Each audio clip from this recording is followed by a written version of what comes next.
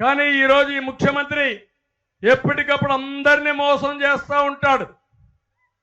మోసం చేసి చెప్పిన తప్పు చెప్పకుండా నేను ఒక్క విషయం తెలుసుకునే లోపల ఇంకొక తప్పు చెప్పి మోసం చేయాలని చూస్తాడు. అందుకే మీరు చూశారు, మొన్న ఇప్పుడు కూడా అడుగుతున్నా, బాబాయిని ఎవరు చంపారు? కిల్డ్ బాబాయిని అడుగుతున్నా. నేను సమాధానం చెప్పే ధైర్యం ఈ ముఖ్యమంత్రికి ఉందా అని అడుగుతున్నా. ఈరోజు మీరు చూస్తే, నిన్న ఈరోజు మీరు ఒక్కసారి ఆలోచించండి, కొత్తగా దళితులకు ఏదో చేసినట్టు గొప్పలు మాట్లాడుతున్నాడు.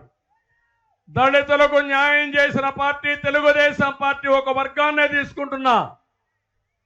ఎప్పుడో తెలుగుదేశం పార్టీ సమైక్య ఆంధ్రప్రదేశ్లో జస్టిస్ పొన్నయ్యని కమిషనర్గా వేసి రాష్ట్రంలో జరిగే అన్యాయాలన్నిటిపైన రిపోర్ట్ ఇమ్మన్నాం.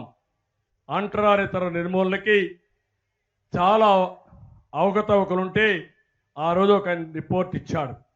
అప్పట్లో అంటరానితనం ఉండేది, 2 గ్లాసుల విధానం ఉండేది.